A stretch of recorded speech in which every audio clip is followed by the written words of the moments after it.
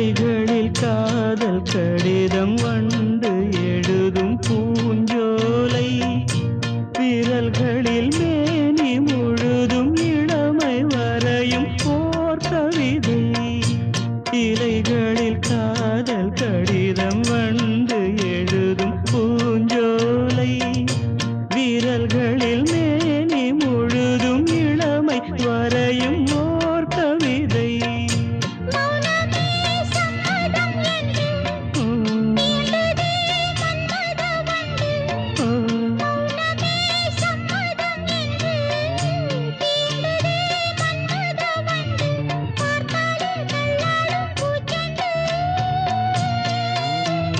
ரோஜாவை தாளாட்டும் தென்றல்